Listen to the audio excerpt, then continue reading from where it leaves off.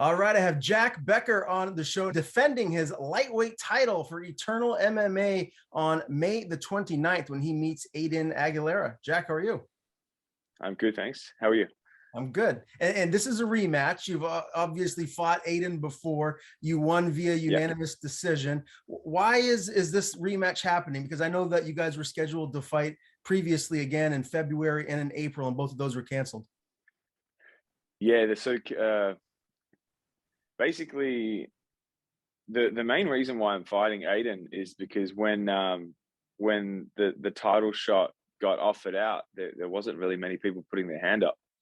And he was someone that I'd fought recently, and or about a year ago, and he did put his hand up. So credit to him. There wasn't a whole line of people lining up. So they put in who they thought would fit, and that was him.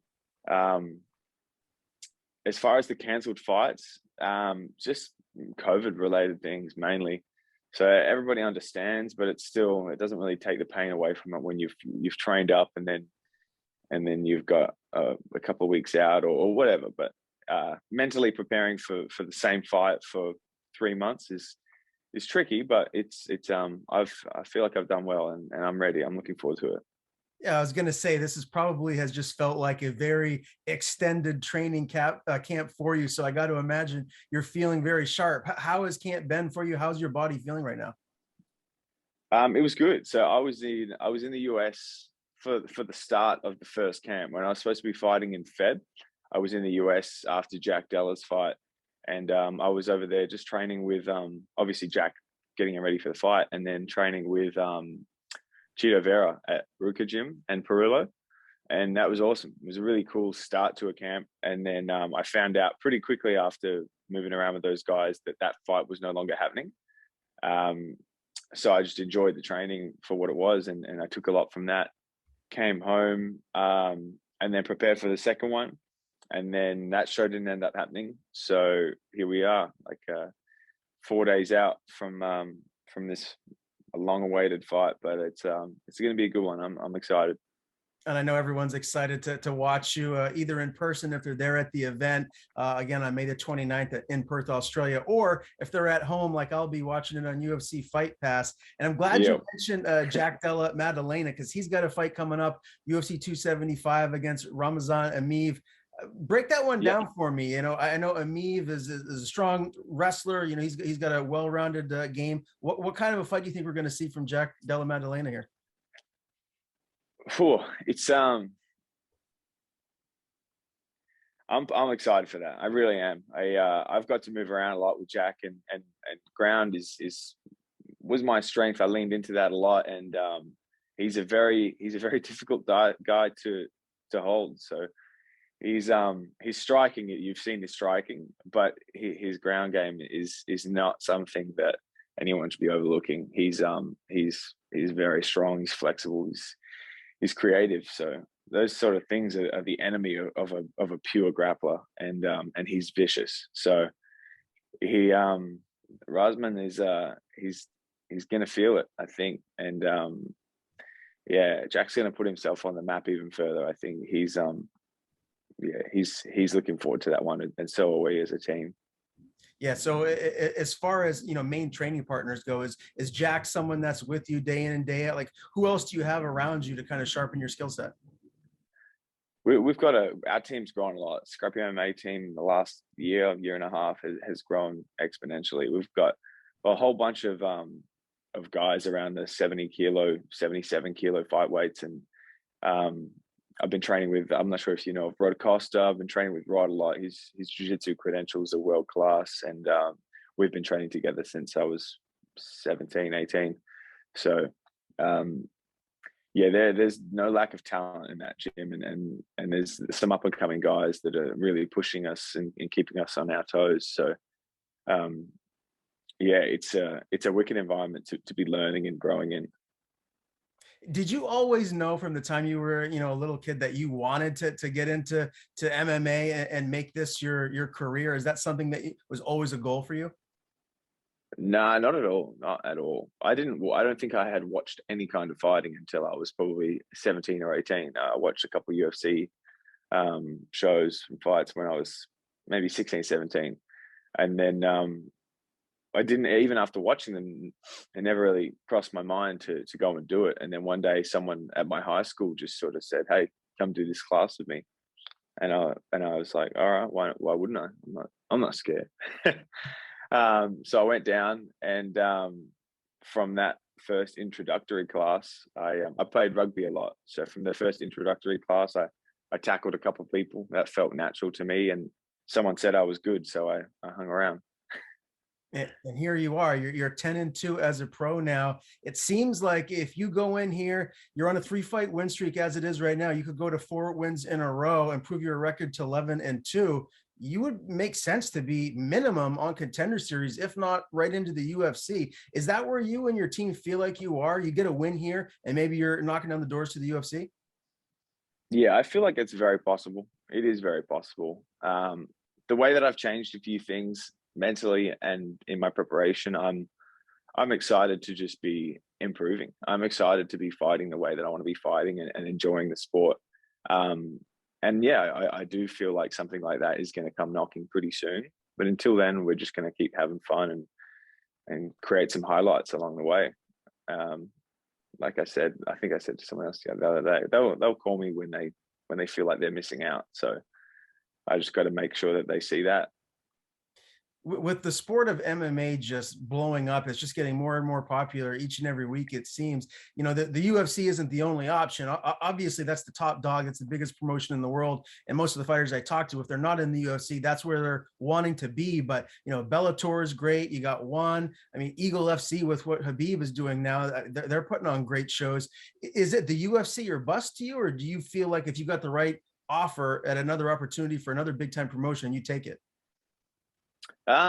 Good question. That's something that I would have to speak with my management about a little bit. It's not something that I spend a huge amount of time like stressing over. An offer is an offer, so I think whatever came, whatever sort of put itself in front of me, I would like to think about, and I would like to sort of consider. But I think the UFC is just it's that name. I think that name rings a bell from a bit of a dream from when I started training, and I think that's why it is so attractive to so many. But in the name of progression, in the name of taking my competition to the next level, if that's another promotion, like, and my manager thinks that's a good way to go down, then I'm happy with that. I'm happy with just stepping into the next level and fighting some a higher level of opponents. That excites me. I'd be down for that. When you look at your skill set right now, and you look at the best lightweights on planet Earth, like, where do you feel you are? Do you feel like, you know, if you were to get into the UFC, that you could get in there and mix it up with the guys in the top 15, top 10? Like, where do you feel like you are at this point in your career? Yeah, I do. I do. I feel like I've my skill set was a little bit leaning towards grappling. A lot, to be honest, it a lot uh, lean towards grappling, and I've spent the last 2 years just sort of just kind of evening that out, and becoming more well-rounded, becoming a little bit more calmer, and be able to control a fight rather than only win a fight. I think you can win a fight without being able to control it, and I feel like I can do both now, and I feel like I can do both quite well, and that's exciting, and that brings out my A game, I think. I know the two losses that you had were back to back, and they were, you know, 4 fights ago now. So it's been a little while of time that has passed. But what Yeah. did you learn from those 2 fights? Is there anything in particular that you really zero it in on to like tighten up in a certain area of your game? Well, I guess just what I said just then was one of them. I had the ability to win a fight, and I had the ability to do certain things in my fights that worked well for me. But I didn't have the ability to control those two guys. I couldn't control them the way that I needed to, and one of them led to me just eating punches that I could have avoided. And then the second fight, he the second fight with Okra Yoon was an interesting one. I just sort of mismanaged my energy, I think, and in a 5-5 fight that can be pretty painful. So I really went out guns blazing in round one. I won round one quite easily, I would say. Round 2 was close, but I think I could have won it. And I was a bit spent. Like I didn't have the ability to sort of control the striking. So wrestling it was, and I kind of wrestled myself to death. I think he was a good anti-wrestler. He really was. And he taught me a few things off the cage that I now will use myself. So feeling someone nullify your strengths and then be able to sort of absorb that and use it against the other people you're going to be fighting, that's what I took from that. As well as a bit of motivation. I went 5-5s with him, and it hurt, but I would do it again. It taught me a lot. Yeah, and cardio is 100% king, and I'm sure that that's something that you focused a lot in this camp in particular. But is there one thing you like to do more than anything for cardio? Do you go for jogs, or is it just basically getting in there, wrestling, and actually getting MMA work in? The MMA work is definitely the best cardio, I think. But on top of that, like when you need to do a session that's just disgusting, like you need to just really get your heart rate up and see what you can take. I don't think there's any exercise I want to do twice. So it's a bit of variance is nice in that you give me something that takes me to hell, but next time you do that to me, like give me something different, because I don't want to remember that one. Give me something new. Like that's how I sort of motivate myself to get some hard, good cardio in, and that seems to work for me. Okay, I love that answer. Well, what's that cut like for you to 155? Is it pretty easy, or do you really have to focus in on your diet and make sure that you're close to where you need to be to get down to 155? I've got to focus. I do have to focus, but it's always consistent. I always make it, and I've never felt any kind of repercussion from cutting a decent amount of weight. But in that weight class, I feel good, and I feel this cut is probably a tiny bit smaller than usual, but I feel good and I feel strong. I feel very healthy at this weight because it's just sort of what I've sat at, getting ready for this fight for 3 months now. So it's no surprise to me or anything like that. I'm feeling good. I'm feeling pretty healthy and sharp. So this media outlet that I'm doing this interview for, they're based out of Texas, here in the United States. So for anybody that maybe hasn't seen you fight yet before, is there someone, either past or present, that you would say you would compare your style to, like a fighter, a big name fighter that you feel like you're similar to? Cool. I've never been asked that question.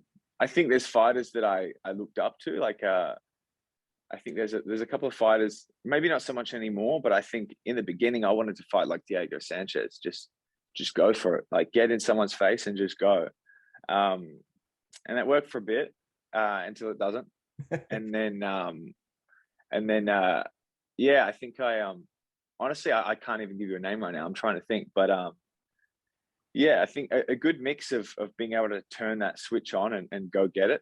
Like go finish the fight, take what you want. That kind of mentality mixed in with some smooth wrestling and jiu-jitsu. Like that's my ideal fight. I want to fight MMA.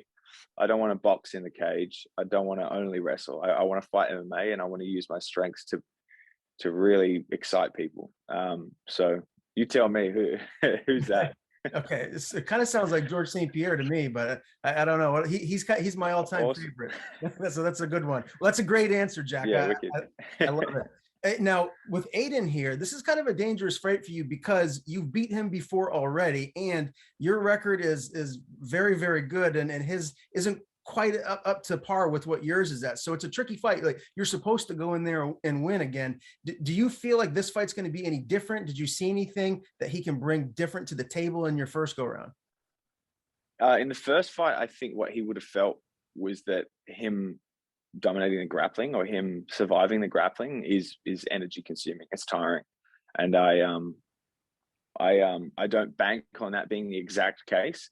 But I think that in his mind, he probably doesn't want to spend too much time wrestling, and if I want that to happen, I can make that happen.